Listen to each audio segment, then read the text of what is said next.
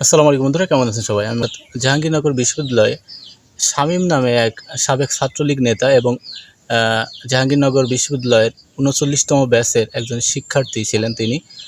তো তাকে কিন্তু পিটিয়ে হত্যা করা হয়েছে এবং কে বা কারা এই ঘটনার সাথে জড়িত এখনও কিন্তু এই বিষয়ে তেমন একটা জানা যায়নি। তবে সেই হত্যাকাণ্ডটির বা পিটিয়ে হত্যা করার যে দৃশ্য, সেটা কিন্তু সামাজিক যোগাযোগ মাধ্যমে সেই ভিডিওটি ফাঁস হয়েছে। তো আমি এই বিষয়ে বিস্তারিত আলোচনা করতে চলেছি, অবশ্যই আমার সাথে থাকবেন আশা করি। তো এই বিষয়ে পত্রিকা কি লিখেছে চলুন একটু জেনে আসি। তো পত্রিকা লিখেছে যে জাহাঙ্গীরনগর বিশ্ববিদ্যালয়ের সাবেক এক ছাত্রলীগ নেতাকে পিটিয়ে হত্যার অভিযোগ উঠেছে। বুধবার রাত 10টার দিকে সাভারের গণস্বাস্থ্য সমাজভিত্তিক মেডিকেল কলেজ হাসপাতালে তার মৃত্যু হয় বলে জানিয়েছেন আশুলিয়া থানার ওসি মোহাম্মদ আবু বকর সিদ্দিক। নিহত শামীম আহমেদ ওরফে শামীম মোল্লা জাহাঙ্গীরনগর বিশ্ববিদ্যালয়ের 39তম ব্যাচের শিক্ষার্থী ছিলেন।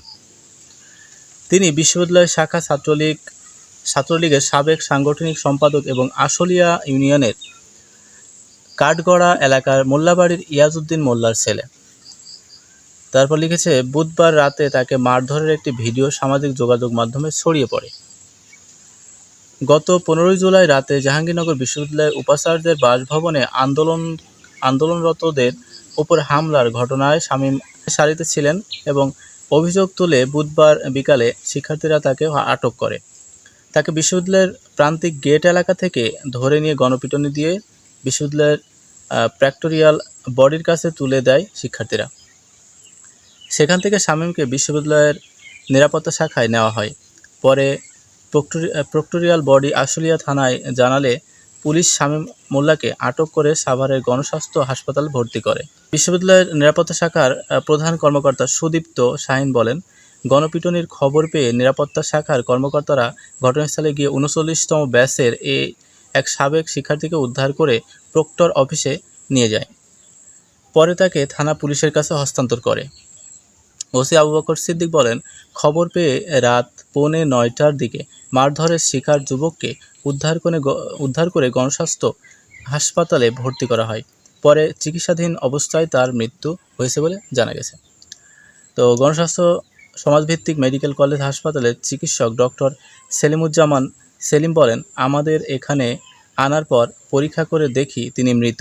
তাকে মৃত অবস্থায় হাসপাতালে আনা হয়েছে। তো এই হচ্ছে মূল ঘটনা।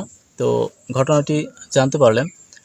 তো এই যে এই ঘটনাটি যে বা যারা ঘটিয়েছে, ছাত্রলীগের সাবেক একজন নেতা ছিলেন তিনি। তো আসলে এটা মানবতা বহির্ভূত, এটা বলাই চলে। তো বাংলাদেশে আইন আছে, তো আইনের আওতায় তাদেরকে নিয়ে আসা যেত। হ্যাঁ, হয়তো বা আওয়ামী লীগ যখন ক্ষমতায় ছিল তখন এরা বিভিন্ন রকম হট্টগোল করেছে, বিভিন্ন রকম মারধর করেছে। এরাও যে দুধের ধোয়া তুলসী পাতা তা তো নয়, এরাও অনেক অপরাধ করেছে বলেই এমন একটি ঘটনা আজ আমরা দেখছি। কিন্তু বাংলাদেশের জনগণ বা জনসাধারণ বা শিক্ষার্থীদের বলবো যে ভাই, আপনারা আইনের কাজ করতে যাবেন না, আইন হাতে তুলে নেবেন না। অবশ্যই আমাদের দেশে আইন কানুন আছে, এই আইন কানুনের মাধ্যমে এইসব অপরাধীদের শিক্ষা দেওয়া উচিত বা শাস্তি দেওয়া উচিত।